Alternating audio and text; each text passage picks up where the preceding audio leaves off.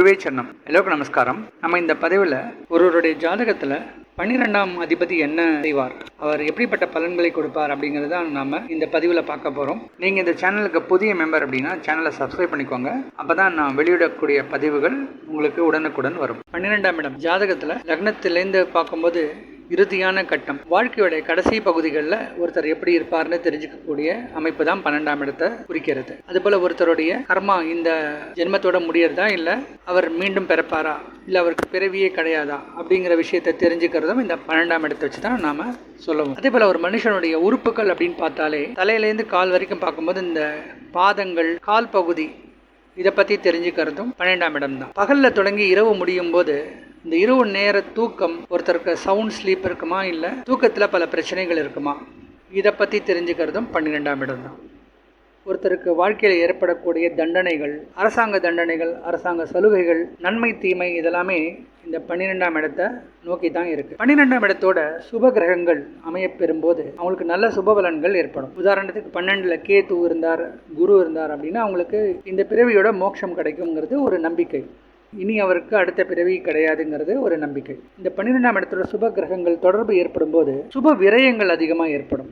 அப்போ 12ஆம் இடம் அப்படின்னு சொன்னாலே விரயங்களை கூட குறிக்கிறது. நம்ம செய்யக்கூடிய செலவுகள், நமக்கு எவ்வளோ பொருள் கிடைச்சாலும் நம்ம எவ்வளோ செலவு பண்ணுறோங்கிறத அந்த கணக்கை இந்த 12ஆம் இடம் தான் சொல்கிறது. இவருக்கு பணம் கையில் தங்குமா, இல்லை அதிகம் விரயமாகுமான்னு தெரிஞ்சுக்கிறது எல்லாமே 12ஆம் இடத்தை வச்சு தான் சொல்கிறோம். அந்த அடிப்படையில் பார்க்கும்போது 12ஆம் இடத்தோட கிரகங்கள் சம்பந்தப்பட்டாலே விரயங்கள் அதிகமாக இருக்கும். ஆனால் குரு, சுக்கிரன் போன்ற சுப கிரகங்களோட சம்பந்தம் ஏற்படும் போது விரயங்கள் நல்ல விரயங்களாக மாறுறதுக்கு சான்ஸ் இருக்கு. சுப விரயங்கள் சொல்லக்கூடிய திருமணத்துக்காக செலவு பண்றது, ஒரு ஆலய வழிபாட்டுக்காக செலவு பண்றது, நல்ல விஷயங்களுக்காக செலவு பண்ணக்கூடிய ஒரு சூழ்நிலை, அதுபோல் அன்னதானம், மற்றவங்களுக்காக சேரிட்டி பண்றது, இப்படிப்பட்ட சுப செலவுகள்லாம் அதிகமாக ஏற்படக்கூடிய ஒரு அமைப்பாக இருக்கும். அதே இந்த 12ஆம் இடத்துல பாவர்கள் அதிகமாக இருந்தது அப்படின்னா தேவையற்ற வீண் விரயங்கள் ஏற்படும். பொருட்கள் காணாமல் போகிறது, திருட்டு போகிறது, தொலைஞ்ச பொருள் கிடைக்காம இருக்கிறதுனால நம்ம திருப்பியும் வேற ஒரு பொருள் செலவு பண்ணி வாங்குறது, பயனற்ற நேரத்தை கழிக்கிறதும், பயனற்ற விரயங்கள் நம்ம செய்கிறது. ஒரு சில பேர் சூதாட்டத்துக்காக பணத்தை இழப்பாங்க. இப்படி வாழ்க்கையில் தேவையற்ற பண விரயங்கள் ஏற்படக்கூடியதும்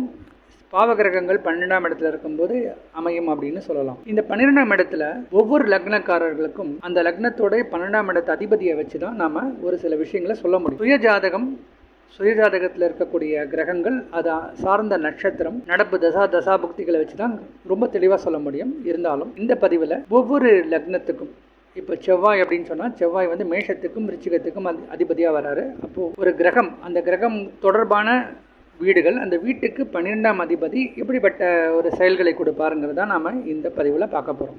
இப்போ சுக்கிரனுடைய வீட்டுக்கு 12ஆம் அதிபதி எப்படிப்பட்ட தன்மையை தருவார் அப்படிங்கிறத பார்க்குறோம். சுக்கிரனுக்கு ரிஷப லக்னம், துலா லக்னம், இந்த 2 லக்னம் சொந்த வீடுகள். அதில் ரிஷப லக்னத்துக்கு செவ்வாய் 12ஆம் இடத்துக்கு அதிபதியாக வராரு, அவரும் 7ஆம் இடத்துக்கும் அதிபதியாக வராரு. அதே போல் துலா லக்னத்துக்கு புதன் 12ஆம் அதிபதியாகவும் 9ஆம் அதிபதியாகவும் வராரு. எப்படி நம்ம மேஷம், செவ்வாய்க்கு மேஷமும் விருச்சிகத்துக்கு பார்க்கும்போது ஒரு 12ஆம் அதிபதி 9 மற்றும் 12க்கு குரு அதிபதியாக வராரோ, அதே போல் புதன் சுக்கிரனுக்கு 9 மற்றும் 12க்கு அதிபதியாக வராரு. அதே போல் சுக்கிரன் 7க்கும் 12க்கும் விருச்சிகத்துக்கு வரது போல் ரிஷபத்துக்கு செவ்வாய் 7க்கும் 12க்கும் அதிபதியாக வராரு.